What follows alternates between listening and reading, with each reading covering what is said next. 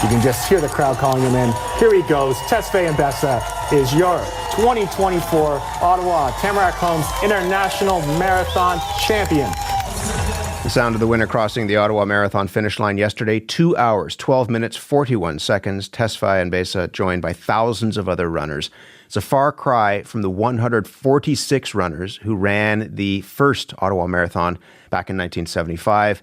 My next guest was one of those inaugural runners, and for the past 50 years, Dr. Howard Cohen has completed every single Ottawa Marathon. Yesterday, no exception for the 74-year-old racer. He joins us now to talk about how he's feeling this morning and how it felt yesterday. Howard Cohen, good morning. Good morning. Congratulations. Yeah, thank you. How did it feel? How did it feel crossing the finish line yesterday? Just magnificent. Sore, tired, but just so uplifting. Absolutely. So thankful for everything. How are your legs this morning? You know, stiff and sore, but the more one walks out, do a little bit of stretching, this sort of thing, amazing recovery.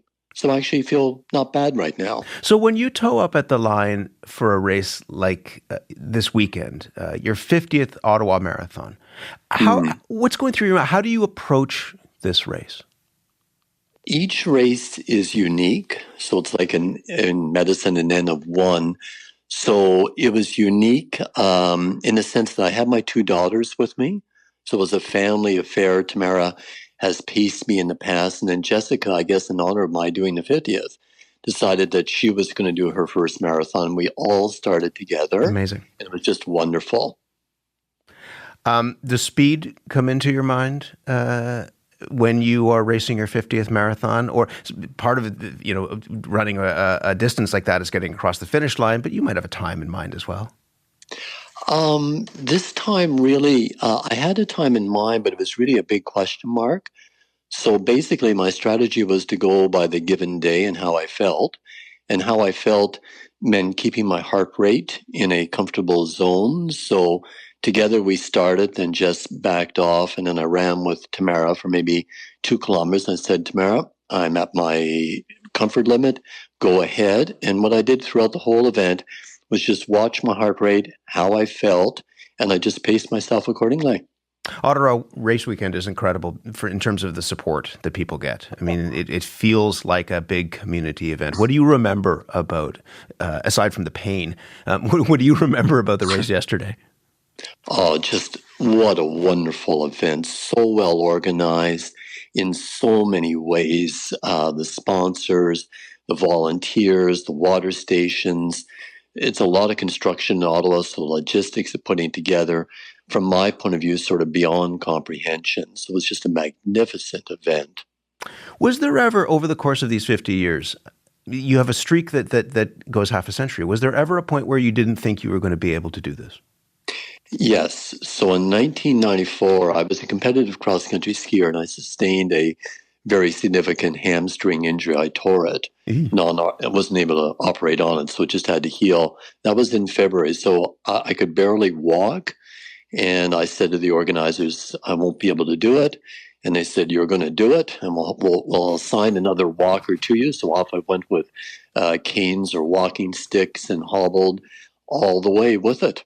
So I was a long walk, probably about 8 hours, but somehow made it.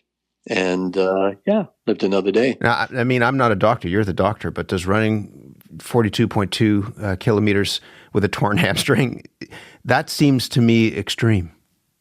It is, but as long as one doesn't extend one's leg too much, so a shorter stride, stay within comfortable limits. So it actually went very well. What about the story of you? I mean, because you're a practicing doctor, you were up all night delivering a baby? Right. So not only that night, but the night before. So that would have been, anyway, several years ago. So I actually started off, I was tired. And then partway through the run, I said, I'm sleepy. So I was with a pack, and I said, I'm a physician, I've been up all night. Do you mind if I shut my eyes and just put my hand on your shoulder? And I just sort of slept for several kilometers. I just ran along, They paced me, and I woke my eyes and then able to finish. Again, I'm not entirely sure how that works. Sleeping while running. Well, there's actually, in Ottawa, there was a very fine individual that was visually impaired. So this is almost like pre-Paralympics and that. So I was involved in his training and that and spoke to his trainer. So I said, well, I'll just borrow from what Paul has been through, and I'll just identify myself as sleep deprived. And if you don't mind, hand on the shoulder. And the other runner said, sure. And we just paced along. You wake up refreshed and ready to go for the final few kilometers. Right, exactly. Tell me about 1975. When you were running then, I mean, the shoes that people wear now, these super shoes, it's like you're on moon boots or something like that with springs in them. What were you running in 75? So I think my background was hockey and basketball. So if I'm not mistaken, I had basketball shoes on.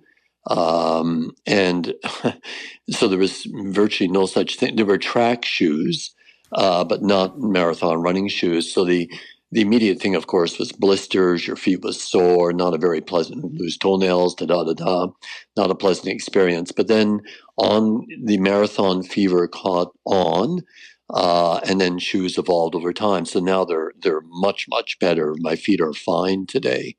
What do you make of the changes in the culture of running? I mean, it's, and we saw this during the pandemic in terms of a huge number of people taking it up because gyms were closed and what have you. But running has changed a lot since 75.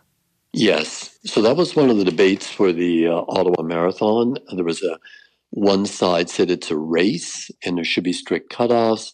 The other side said, no, it's a participation event.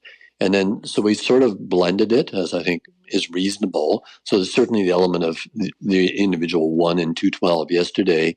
And then there's the people like me that are participating and still gathering a lot out of it. So it's evolved. Also, they've added on the race weekend, have added on the 1 kilometer run for kids. So Harrison, my grandson, 5, did 1 kilometer. Ruben from Vancouver did his first 2 kilometer. Henry did his first 5 kilometer. Emmanuel did the 10. My daughter paced them along. So it was just a family event and just terrific. How many marathons had you done before you realized that you had a streak that you had to keep going and you had to live up to a certain number? I mean, were you like 37 or 22 or something and you realized, I can't take next year off because this is part of the package? I built my springs around it. So I ski competitively in cross country. So it was just a carryover as part of overall fitness. So it was just an annual thing until the hamstring injury. So that was one that, unless I got real encouragement and support, I would not have done. I would definitely not recommend it for anybody else to do. But anyways, I got through it. What have you learned doing this, but also as a doctor, about aging and fitness? I mean, I think all of us want, in some ways, who run now, want to be you. We want to still be running and running well at the age of 74. What have you done that we should emulate? At the end of the day, the marathon is not a healthy event. So that's where I'm very strict with myself, walk, jog, listen to heart rate and that. But for me personally, if I'm upright and walking, I'm happy. So I would just say, whatever you're comfortable with. Personally, I'm not married to the marathon. So if the 50th is it, I'll still participate in race week. And in fact, I'll probably enjoy it more. So I think just going out, walking, doing whatever you're comfortable with is really the key.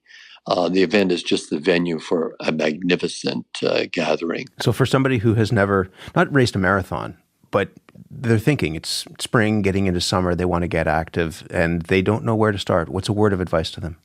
There are good walking clubs along, but Saturday I was at the event, and I couldn't help but notice in the 2 kilometer event that people were walking with walking casts on, cane, still very meaningful for them. So you don't have to do a marathon, just a few steps, or if you want to stretch it, 2 kilometers, but you still have 5,000 people and all the hoopla that goes with it. It's terrific. 50 is a nice round number. Before I let you go, you have earned the right to put your feet up next year, but will you have a 51st?